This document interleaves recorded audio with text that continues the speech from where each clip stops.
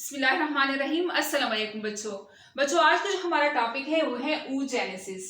Previous lecture में हमने पढ़ा स्पर्मेटोजेनेसिस।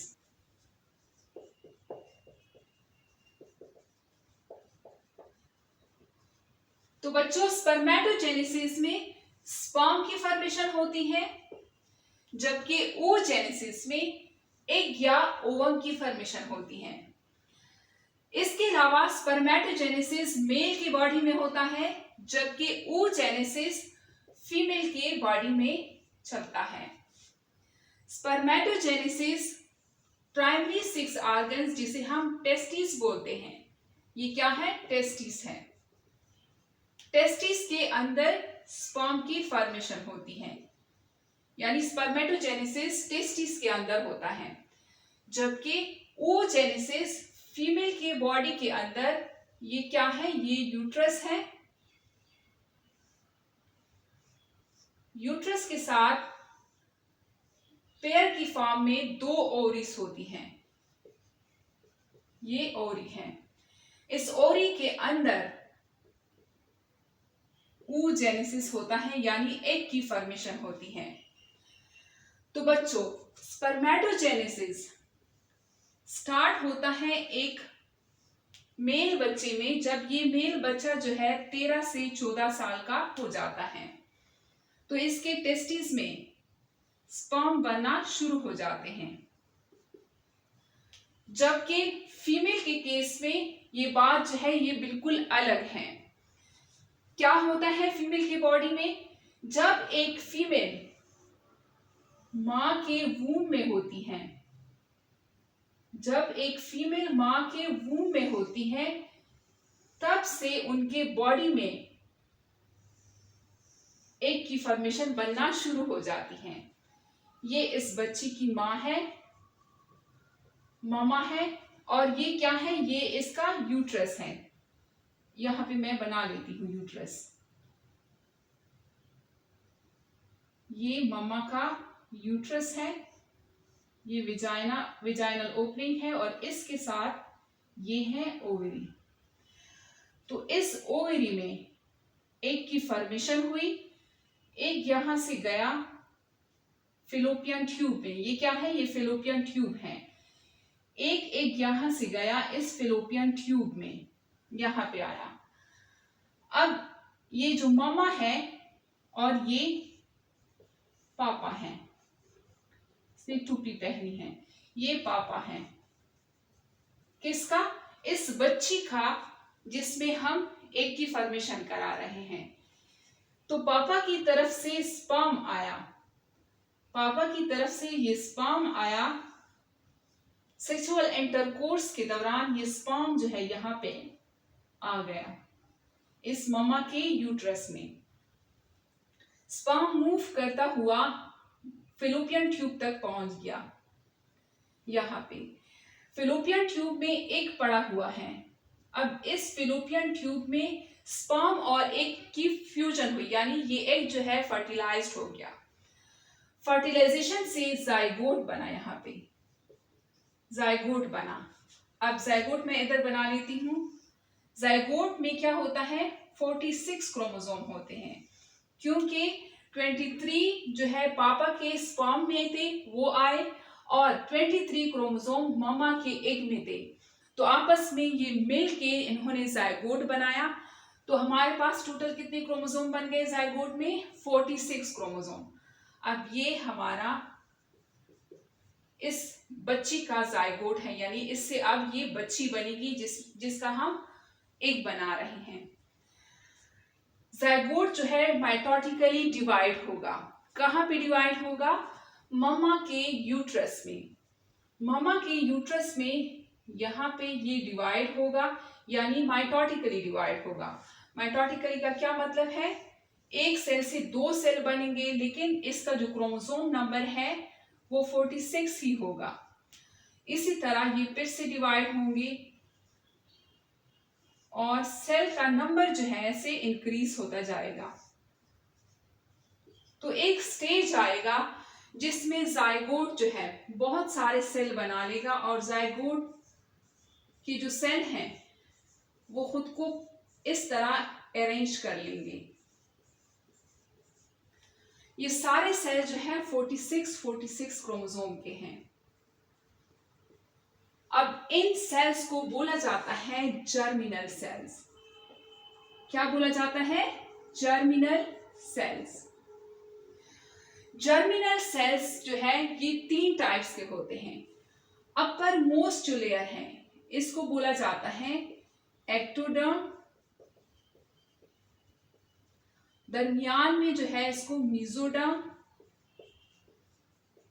और नीचे जो है इसको बोला जाता है एंडोडर्म। तो बच्चों, ये जर्मिनल लेयर यहां पे मां के यूट्रस में बन गए हैं। 3 लेयर्स हैं।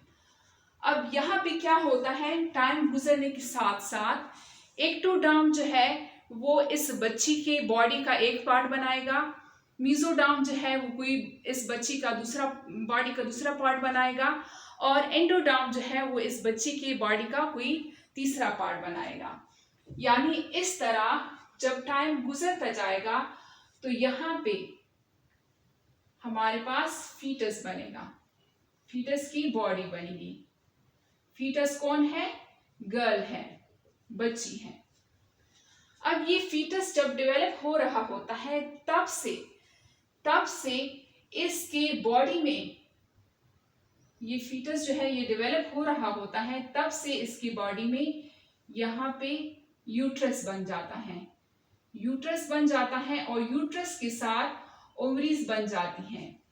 अब इन ओवरीज में डिवीजन होती है और एक बनना शुरू हो जाते हैं। फीमेल के बॉडी में जो एग बनते हैं वो जब फीमेल मां के वूम में होती है यानी एम्ब्रियोनिक स्टेज में होती हैं, तब से उनके बॉडी में एग बनना शुरू हो जाते हैं।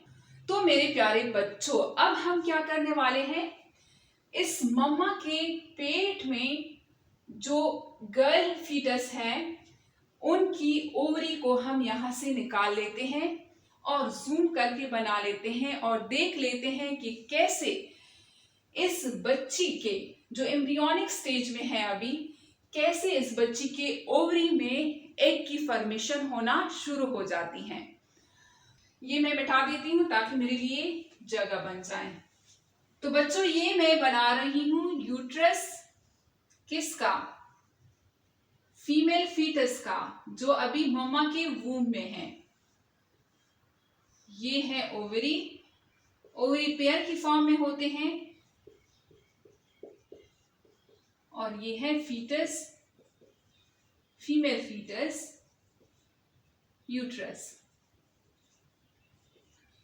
तो बच्चों, यहां पे जो ओवरी है इसके साइड पे कुछ सेल्स होते हैं जिसे हम बोलते हैं germinal epithelial cells. Germinal epithelial cells कैसे बने होते हैं?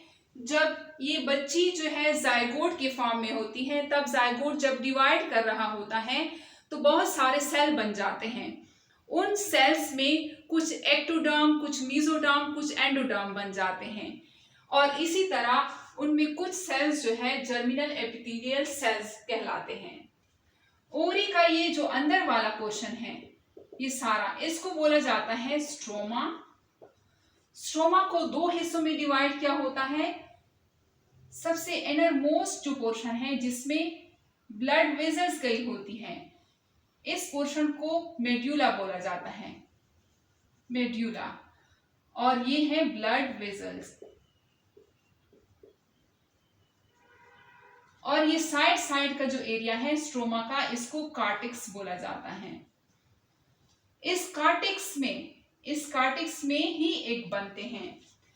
तो बच्चों, यहां से अगर मैं ओवरी निकाल दूं और जूम करके बना लूं और इसमें डिवीजन करूं सेल्स में और एग की फॉर्मेशन करूं, तो ये कैसे होगा? ये मैंने निकाल दिया है ओवरी। ये है सपोज इस ओवरी में जर्मिनल सेल जो साइड पे हैं, तो यहाँ पे मैं कोई एक जर्मिनल सेल ले लेती हूँ। ये है germinal cell, germinal epithelial cell. Germinal epithelial cell में माइटोसिस होगी, यहां पे माइटोसिस हुई। माइटोसिस से क्या होता है, दो सेल बनते हैं, दो सेल बने, दोनों सेल में क्रोमोसोम नंबर जो है वो डिप्लॉइड होगा। और ये जर्मिनल एपिथेलियल सेल से माइटोसिस के थ्रू जो सेल्स बने इनको oogonia बोला जाता है। oogonia, यही oogonia जो है इसमें ये जो है ये एग की फॉर्मेशन करेंगे। तो oogonia में फिर से माइटोसिस होगी, यहाँ पे इस सेल में फिर से माइटोसिस हुई,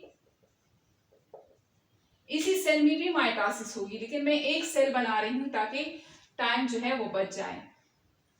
तो oogonia ने फिर से माइटोसिस की, दो सेल बनाए, दोनों में क्रोमोसोम नंबर जो है 2n हुआ। oogonia ने जो दो सेल माइटोसिस के थ्रू बनाए, इन सेल्स को हम बोलते हैं प्राइमरी oocyte। क्या बोला जाता है, प्राइमरी oocytes। प्राइमरी oocytes में क्रोमोसोम नंबर डिप्लॉइड होंगे। तो बच्चों, जैसे ही oogonia से माइटोसिस के थ्रू प्राइमरी oocytes बनते हैं, ये प्राइमरी oocytes मियोसिस करना शुरू कर देते हैं, मियोसिस करना शुरू कर देते हैं। मियोसिस में दो स्टेप होते हैं, मियोसिस 1 और मियोसिस 2। मियोसिस 1 में एक सेल से दो सेल बनते हैं और हैप्लॉइड सेल बनते हैं। फिर जब मियोसिस 2 होता है तो इन दो सेल से 4 सेल बनते हैं और चारों सेल्स जो है वो हैप्लॉइड होते हैं।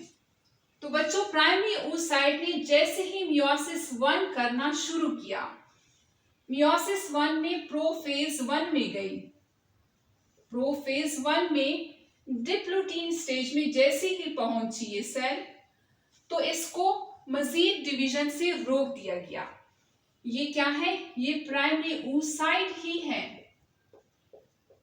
यानी इसने मियोसिस शुरू किया है लेकिन कंप्लीट नहीं किया। इसको हम प्राइमरी oocyte ही बोलते हैं और इसका क्रोमोसोम नंबर 2n ही है, यानी डिप्लॉइड ही है।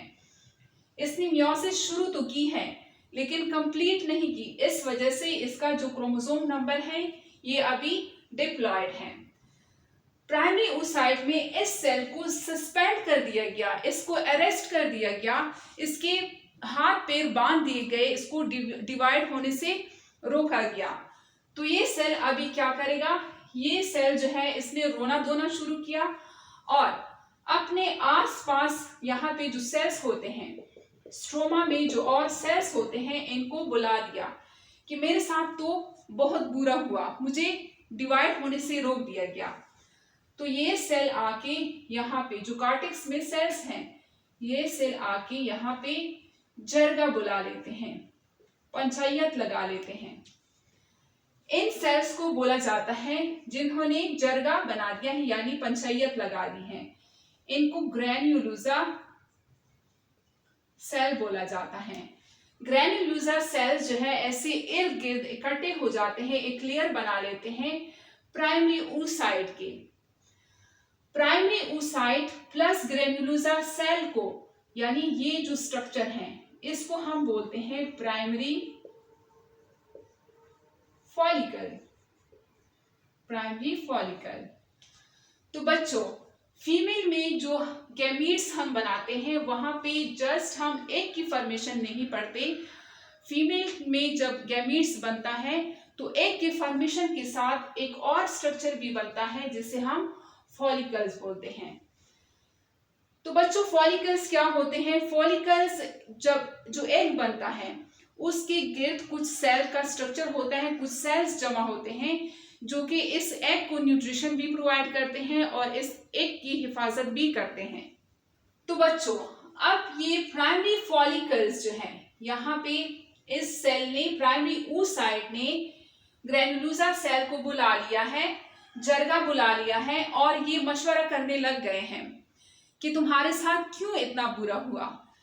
तब तक ये जब फैसला होता है कि तुम्हारे साथ ये इस तरह नहीं होना चाहिए, तब तक ये बच्ची जो है जो माँ के वूम में है, इसको मैं मिटा देती हूँ।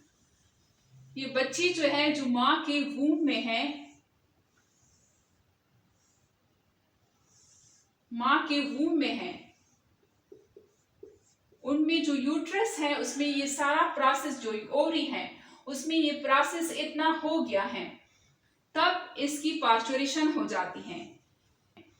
इसके ओवरी में ये कुछ इतना सा हो जाता है, यानी जर्मिनल सेल्स जो है ओगोनियम बना लेते हैं, ओगोनियम जो है प्राइमरी ओसाइट बना लेता है, प्राइमरी ओसाइट में जो है मियोसिस स्टार्ट हो जाता है, मियोसिस स्टार्ट फिर सस्पेंड हो जाता है डिप्लोटीन में, और ये प्राइमरी ओसाइट जो है इनकी गिर्द सेल्स जमा हो जाते हैं और प्राइमरी फॉलिकल बना लेते हैं।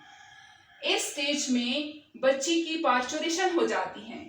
पार्चुरेशन क्या है? बर्थ, यानी बच्ची जो है वो पैदा हो जाती है और नर्स ले आती है बच्ची को अपने पापा के पास कि ये लो मुबारक हो, बेटी हुई है। इसके बाद क्या होता है?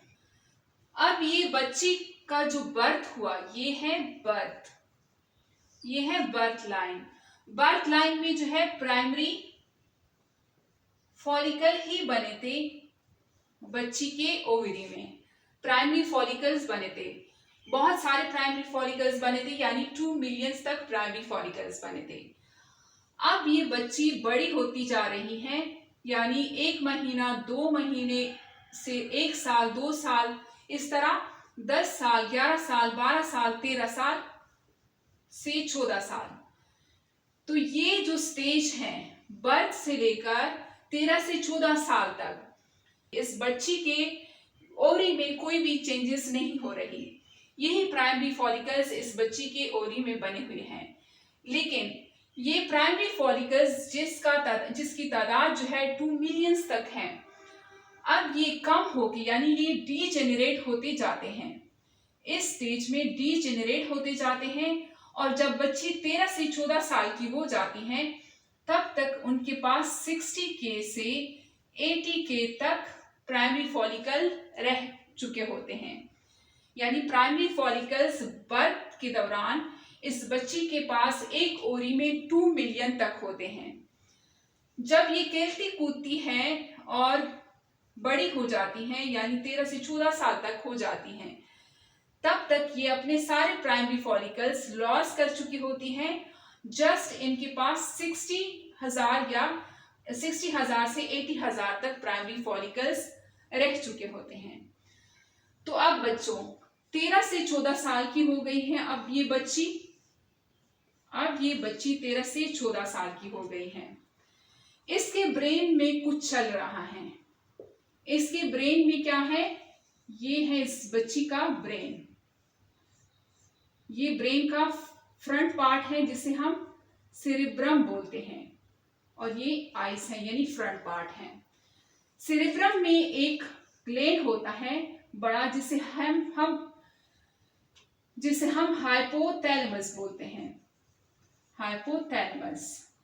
हाइपोथैलेमस कुछ रिलीज करेगा, गोनेडोट्रोफिन रिलीजिंग हार्मोन। हाइपोथैलेमस ने गोनेडोट्रोफिन रिलीजिंग हार्मोन रिलीज की। ये जाएंगे कहां पे? यहाँ पे पिट्यूटरी ग्लैंड होता है। पिट्यूटरी ग्लैंड के एंटीरियर साइड पे गोनेडोट्रोफिन रिलीजिंग हार्मोन एक्ट करेंगे और यहां से पिट्यूटरी ग्लैंड के इंटीरियर साइड से गोनेडोट्रोफिन रिलीज होंगे। गोनेडोट्रोफिन 2 किस्म के होते हैं, एक है LH और एक है FSH। LH यानी ल्यूटिनाइजिंग हार्मोन और FSH यानी फॉलिकल स्टिमुलेटिंग हार्मोन। अब ये रिलीज हो गए हैं इस बच्ची के पिट्यूटरी ग्लैंड से। ये जाएंगे ब्लड में, ये ब्लड वेसल है, ये जाएंगे ब्लड में, और ये इस बच्ची का यूट्रस है। ये यूट्रस है और ये ओवरी है। ये ब्लड वेसल है। ब्लड वेसल्स जो है ओवरी तक गए होते हैं। ओवरी में यहाँ पे जो फॉलिकल्स, प्राइमरी फॉलिकल्स बन चुके हैं, प्राइमरी फॉलिकल्स बन चुके हैं वहां पे एक्ट करेंगे और यहाँ इस जो ओवरी है वहां पे दो हार्मोन जो है एस्ट्रोजन और प्रोजेस्टेरोन की मिकदार बढ़ जाएगी। जैसे ही इस बच्ची के बॉडी में एस्ट्रोजन और प्रोजेस्टेरोन की मिकदार बढ़ जाती है तो ये प्राइमरी फॉलिकल जो बच्ची के बर्थ से पहले बन चुके थे, प्राइमरी फॉलिकल्स जो है ये अब जाग जाएंगे। इस एस्ट्रोजन और प्रोजेस्टेरोन का लेवल जब बढ़ जाता है तब ये जाग जाएंगे और फिर से सेल्स जो है डिवाइड होना शुरू हो जाएंगे। अब 13 से 14 साल की बच्ची में क्या होगा, इसको हम बोलते हैं प्यूबर्टी आएगी, यानी इस बच्ची में अब प्यूबर्टी आ गई है। क्या होगा, जो ये बच्ची पहले बर्थ से पहले थी यानी प्राइमरी फॉलिकल्स जो बने थे, अब इस बच्ची में जो 13 से 14 साल की हो चुकी है, इसकी जो ओवरी है इसमें अब कुछ इस तरह होगा। इसको मैं यहाँ पे बना लेती हूँ। ये प्राइमरी फॉलिकल है, प्राइमरी फॉलिकल जो बच्चे के बर्थ से पहले बन चुके थे और इसके अंदर क्या है 2n का प्राइमरी oocyte। ये प्राइमरी oocyte है और oocyte के गिर्द ग्रैन्युलोसा सेल्स है, ग्रैन्युलोसा सेल्स या ग्रैन्युलोसा लेयर सेल्स बोलते हैं। इनको मिला के हम बोलते हैं प्राइमरी फॉलिकल। तो बच्चों ये बर्थ के टाइम पे बच्ची का लेवल है, यानी बच्चे की ओवरी में ये प्राइमरी फॉलिकल बने थे। बर्थ हुई, बर्थ के बाद ये बच्ची जो है 13 से 14 साल की हुई और इनमें जो प्राइमरी फॉलिकल्स बने थे बर्थ से पहले, तो इस बर्थ से पहले जो 2 मिलियन प्राइमरी फॉलिकल्स बन चुके थे, अब ये जब 13 से 14 साल की हो गई है तो इनके पास 60K से 80K प्राइमरी फॉलिकल्स रह चुके हैं। तो इस फॉलिकल्स की डीजेनरेशन के प्रोसेस को और इस स्टेज को बोला जाता है फॉलिकल एट्रीजिया, फॉलिकल एट्रीजिया। तो बच्चों यहाँ पे अब ये प्यूबर्टी आएगी। प्यूबर्टी में क्या हुआ, ये प्राइमरी फॉलिकल जो है, ये तो प्राइमरी फॉलिकल है, ये प्राइमरी फॉलिकल है, इसके अंदर जो oocyte है, प्राइमरी oocyte है, वो अब भी 2n ही है, यानी सस्पेंड फॉर्म में है, मियोसिस एंड में रुक चुका है। तो इसके गिर्द जब प्यूबर्टी इस बच्ची पे आएगी तो इसके गिर्द ग्रैन्युलोसा लेयर की, ऐसे ग्रैन्युलोसा सेल के 2 लेयर्स बन जाएंगे और इसके साथ एक और लेयर बनेगी, एक और सेल्स की, कुछ इस तरह से। तो इसके दरमियान में जो है ये क्या है, primary oocyte, primary oocyte।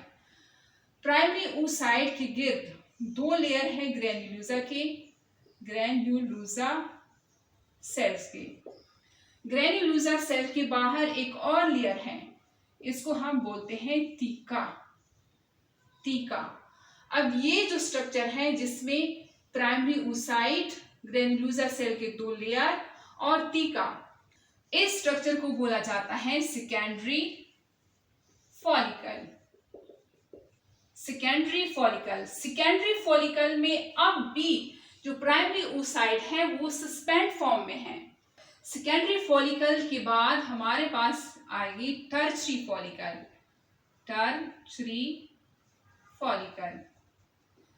Tertiary follicle में क्या चेंजेस होगी, टर्शरी फॉलिकल में ये जो सेकेंडरी फॉलिकल में प्राइमरी oocyte है जिसमें बर्थ से पहले मियोसिस 1 शुरू किया था, ये कंप्लीट हो जाएगा। यहाँ पे मियोसिस 1 कंप्लीट,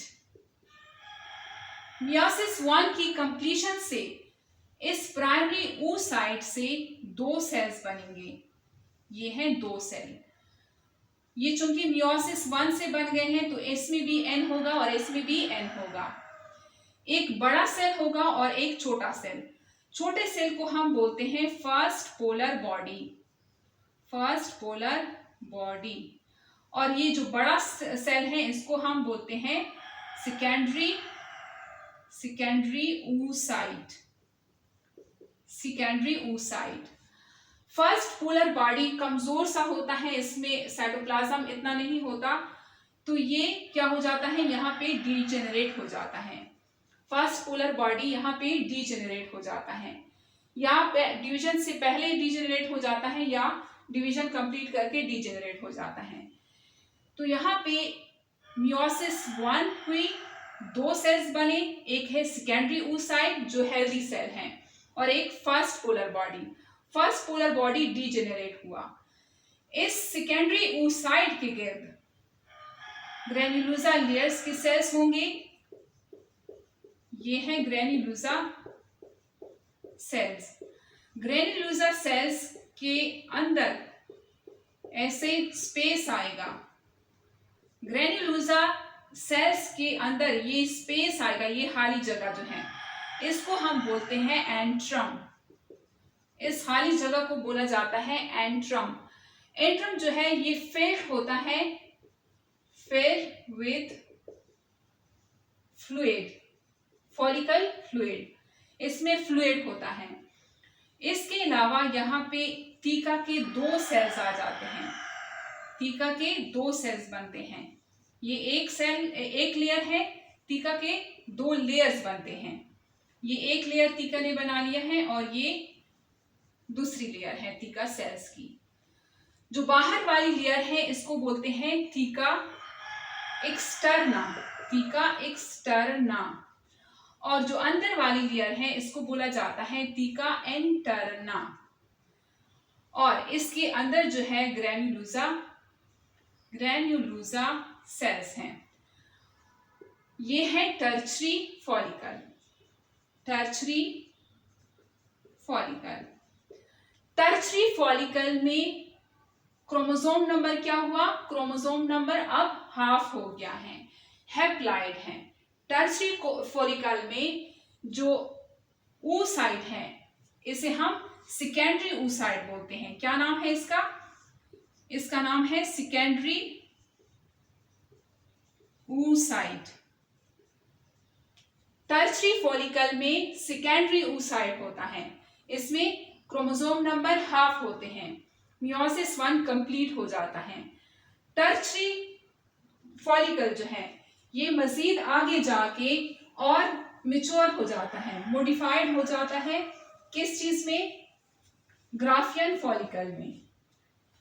अब ये टर्चरी फॉलिकल यहाँ पे जाके ग्राफियन, ग्राफियन फॉलिकल बनेगा, ग्राफियन फॉलिकल। ग्राफियन फॉलिकल में क्या होगा, ये है सेकेंडरी oocyte, सेकेंडरी oocyte।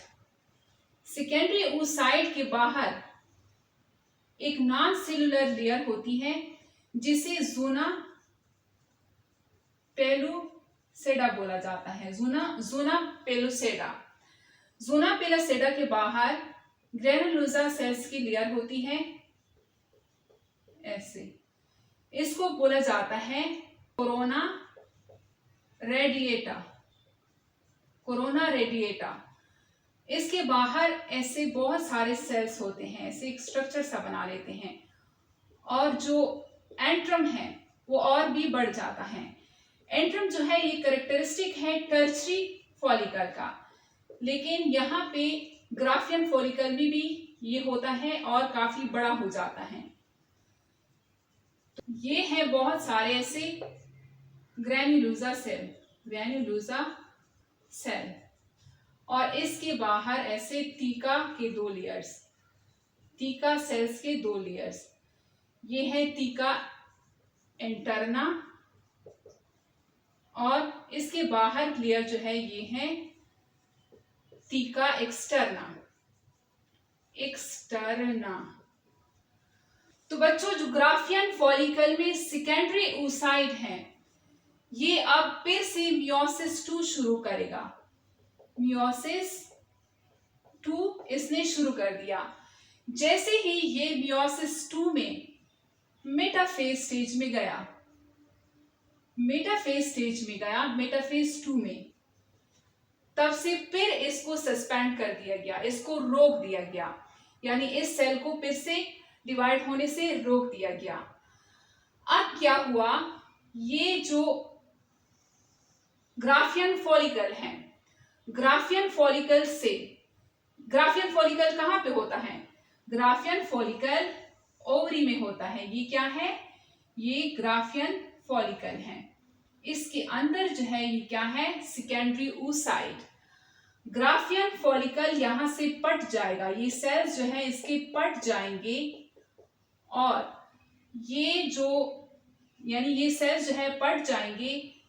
ये जो स्ट्रक्चर है जिसमें सेकेंडरी oocyte है, जो सस्पेंड है मियोसिस 2 के मियोसिस मेटाफेज 2 में सस्पेंड है, इसके साथ ज़ूना पेलोसोडा और कोरोना रेडिएटा, ये तीनों चीजें जो है अब यहां से रिलीज हो जाएंगी, यानी ओवरी से अब ये निकल जाएंगी, ग्राफियन फॉलिकल से ये निकल जाएंगी।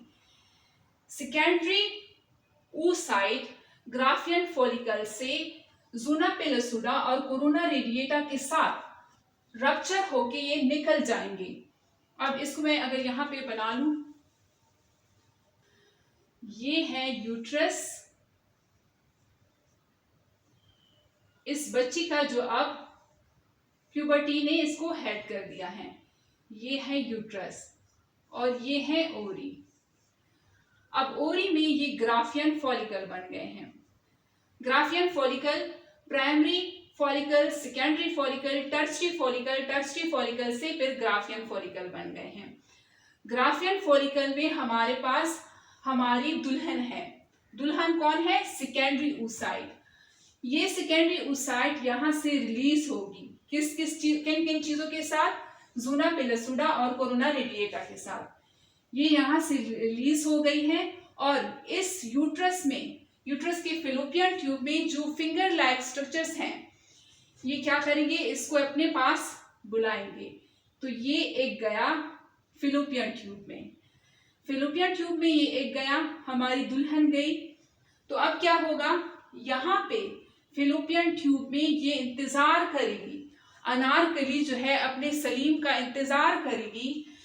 अगर इसका सलीम जो है यानी स्पर्म जो है ये इसके पास आ जाता है तो ये इसके साथ फ्यूज होके जाइगोट बना लेती हैं। लेकिन अगर ये अनारकली सलीम का इंतजार करते करते 24 घंटे गुजर जाते हैं तो यहाँ पे ये सेकेंडरी oocyte जो है, जो मियोसिस 2 के मेटाफेज 2 में सस्पेंड हो चुकी हैं, ये या तो यहाँ पे मियोसिस 2 को कंप्लीट कर लेती है।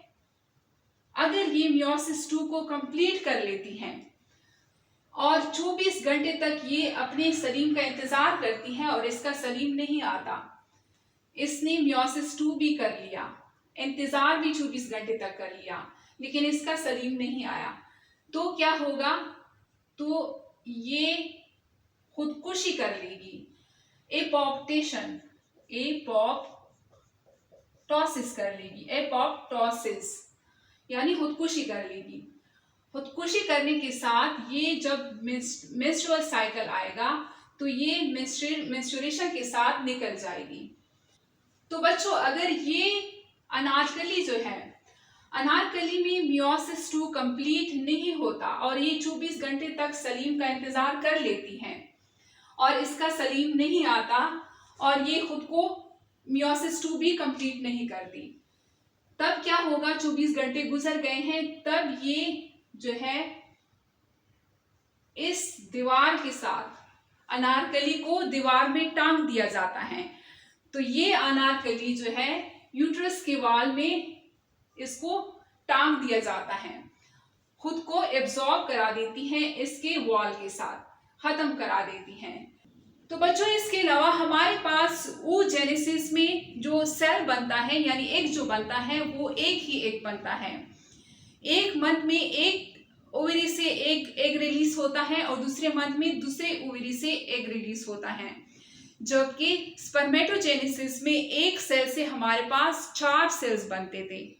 यहाँ पे जो 2 सेल्स बनते हैं उसमें से एक सेल जो है वो फिर डीजेनरेट हो जाता है, तो हमारे पास एक सेल जो है वो फंक्शनल होता है। तो बच्चों अगर इसको मैं क्विक रिव्यू इसका करा दूं तो इसको मैं बिठा देती हूँ। तो बच्चों ये है हमारा जर्मिनल सेल। जर्मिनल सेल में माइटोसिस हुआ। माइटोसिस हुआ, 2 सेल बने, दोनों 2n के। कौन सा बना? oogonia। oogonia में फिर से माइटोसिस हुआ। माइटोसिस से 2 सेल बने 2n के। और कौन से सेल बने? Primary oocyte। प्राइमरी oocyte ने मियोसिस 1 शुरू की। मियोसिस 1 में प्रोफेज 1 में गई। प्रोफेज 1 में डिप्लोटीन स्टेज में जैसे ही एंटर हुई इसको अरेस्ट कर दिया गया, यानी ये फिर भी प्राइमरी oocyte ही कहलाएगी। प्राइमरी oocyte ही कहलाएगी क्योंकि इसने डिवीजन कंप्लीट नहीं किया। प्रोफेज 1 में डिप्लोटीन स्टेज में इसको अरेस्ट कर दिया गया।